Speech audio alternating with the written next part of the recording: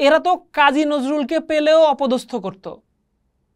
জটাধারী নজরুলকেও হয়তো এরা অপরিচ্ছন্ন বলে চুল কেটে দিত। এই ভিউ ব্যবসায়ীদের তৈরি করা মানবিক গল্পের আড়ালে লুকিয়ে আছে শোষণ, নিপীড়ন আর চূড়ান্ত অপমান। আপনার ফেসবুক বা ইউটিউবের স্ক্রল থামিয়ে দেওয়া একটা ভিডিও, একদল যুবক, পরনে লোগো আঁকা টি শার্ট, তাদের ঘিরে ক্যামেরা আর মোবাইল, মাঝখানে অসহায় বিবস্ত্র একটা মানুষ, হয়তো মানসিক ভারসাম্যহীন, হয়তো কোনো সাধু, কিংবা জীবনের ভারে নুব্জ কোনো ভবঘুরে। যুবকদের হাতে কাঁচি আর খুর কিংবা ইলেকট্রিক ট্রিমার। তারা পরম উৎসাহে সেই মানুষটির জটা, দীর্ঘ চুল কেটে ন্যাড়া করে ফেলেছে। এরপর গায়ে সাবান ডলে গোসল করিয়ে একটা নতুন টি শার্ট পরিয়ে দেওয়া হচ্ছে, হাতে ধরিয়ে দেওয়া হচ্ছে এক প্যাকেট খাবার।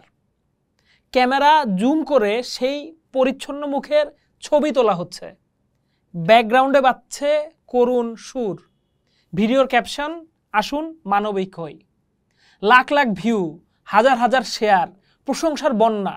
এই দৃশ্যটি এখন আমাদের ডিজিটাল জগতের একটা পরিচিত অধ্যায়।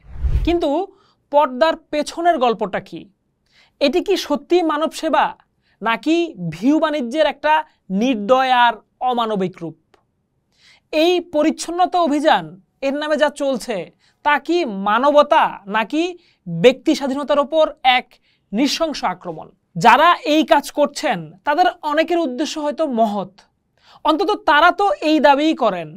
তারা বলেন পথের এই মানুষগুলোকে পরিচ্ছন্ন করে সমাজে ফিরিয়ে আনার চেষ্টা করছেন। কিন্তু তাদের এই পদ্ধতি তো প্রশ্নবিদ্ধ। কোনো ব্যক্তির ইচ্ছার বিরুদ্ধে তার শরীরে হাত দেওয়া, জোর করে তার চুল বা দাড়ি কেটে ফেলা, এসব কি সেবা হতে পারে?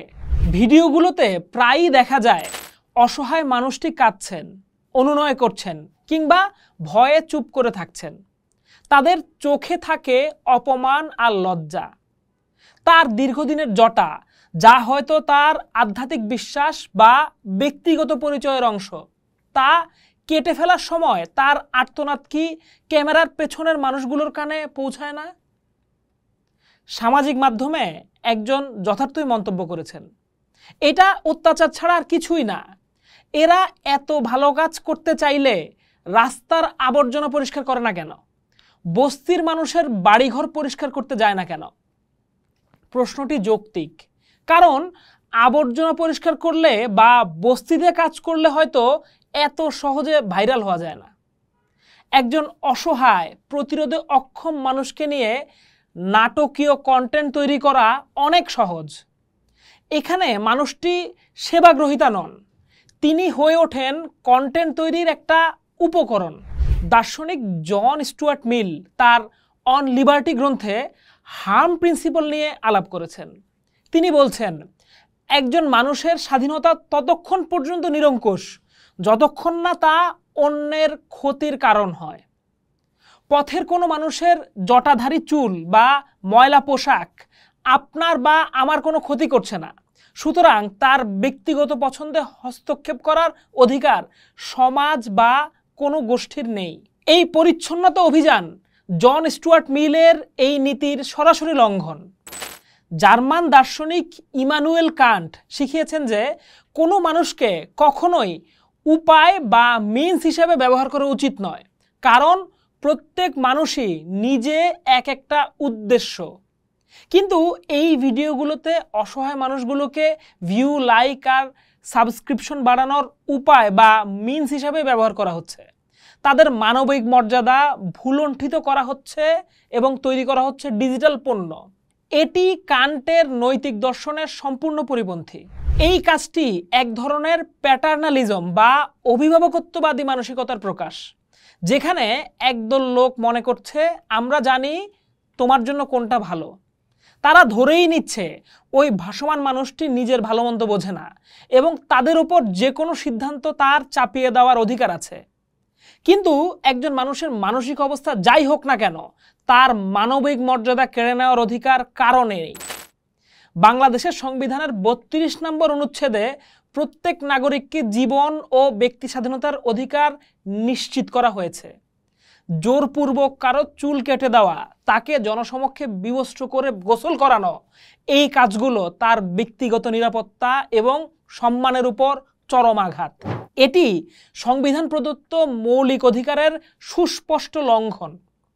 আন্তর্জাতিক মানবাধিকার আইনও এক্ষেত্রে অত্যন্ত কঠোর। জাতিসংঘের মানবাধিকারের সার্বজনীন ঘোষণা এবং নাগরিক ও রাজনৈতিক অধিকার সংক্রান্ত আন্তর্জাতিক চুক্তি ব্যক্তির শারীরিক অখণ্ডতাকে সম্মান জানানোর কথা বলে। বিশেষ করে মানসিক বা শারীরিক প্রতিবন্ধী ব্যক্তিদের জন্য তৈরি করা সিআরপিডি সনদে বলা হয়েছে তাদের সম্মতির ভিত্তিতেই যে কোনো পদক্ষেপ নিতে হবে। বাংলাদেশ এই সকল আন্তর্জাতিক চুক্তিতে স্বাক্ষরকারী দেশ। ফলে এই ধরনের কর্মকাণ্ড শুধু অমানবিক নয়, বরং বেআইনিও। দুঃখজনকভাবে এই ডিজিটাল ভিজিল্যান্টের বিরুদ্ধে প্রশাসনকে কোনো ব্যবস্থা নিতে দেখা যায় না। ফলে এই নতুন কালচার এক সামাজিক ব্যাধিতে রূপান্তরিত হয়েছে। বাংলাদেশ ঐতিহাসিকভাবে সুফি, বাউল, সাধু, সন্ন্যাসীদের দেশ। জটা রাখা, বিশেষ পোশাক পরা, এগুলো অনেকের কাছে আধ্যাত্মিক সাধনার অংশ। পথের এই মানুষগুলোর মধ্যেই অনেকে হয়তো সেই সব ধারার অনুসারী।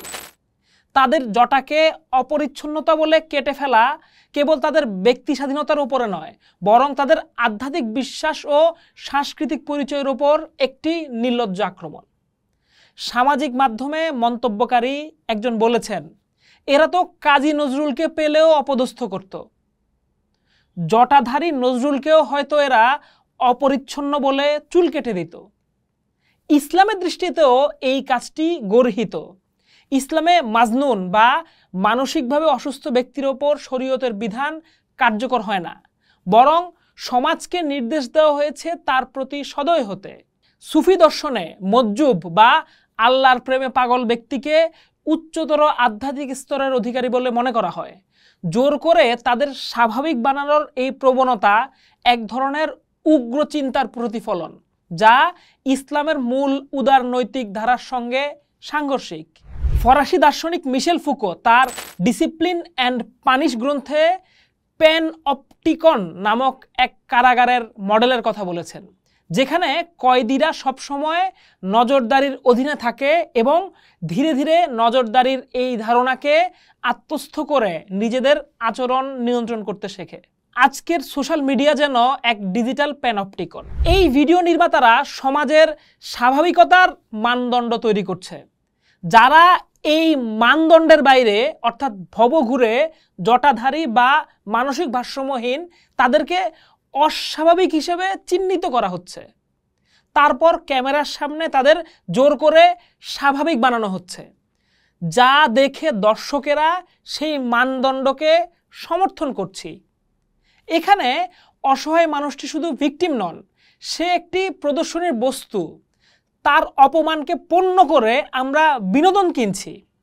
এই নজরদারি এবং সামাজিক পুলিশি ব্যবস্থা আমাদের সমাজকে আরও বেশি অসহিষ্ণু করে তুলছে।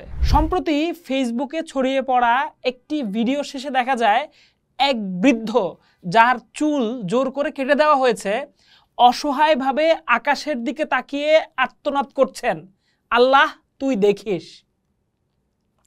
এই একটি বাক্যই এই পুরো অমানবিকতার সারমর্ম। মজলুমের এই আর্তনাদ আমাদের সভ্যতার গালে একটা বিরাট চপেটাঘাত। এই ভিউ ব্যবসায়ীদের তৈরি করা মানবিক গল্পের আড়ালে লুকিয়ে আছে শোষণ, নিপীড়ন আর চূড়ান্ত অপমান।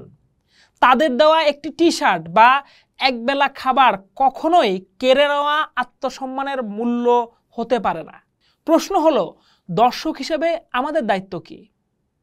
আমাদের দায়িত্ব হলো এই ধরনের কন্টেন্টকে প্রত্যাখ্যান করা, লাইক, কমেন্ট বা শেয়ার করে এই অমানবিক বাণিজ্যকে সমর্থন না করা, সম্ভব হলে এই ভিডিওগুলোকে রিপোর্ট করা এবং এদের নির্মাতাদের বিরুদ্ধে আইনি ব্যবস্থা নেওয়ার জন্য সোচ্চার হওয়া। যদি সত্যি সমাজসেবা করতে হয় তাহলে ক্যামেরা বন্ধ করে কাজ করুন। এই মানুষগুলোর জন্য স্থায়ী আশ্রয়, চিকিৎসা এবং খাবারের ব্যবস্থা করুন। তাদের মানসিক স্বাস্থ্যের উন্নতির জন্য কাজ করুন। তাদের আত্মসম্মানকে সম্মান জানিয়ে তাদের পাশে দাঁড়ান।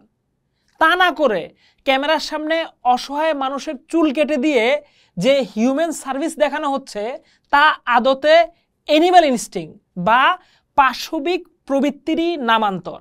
আসুন এই ডিজিটাল কসাইখানা বন্ধ করি, না হলে সেই বৃদ্ধের আর্তনাদের দায় আমাদের প্রত্যেককে নিতে হবে, কারণ আল্লাহ নিশ্চয়ই সবকিছু দেখছেন।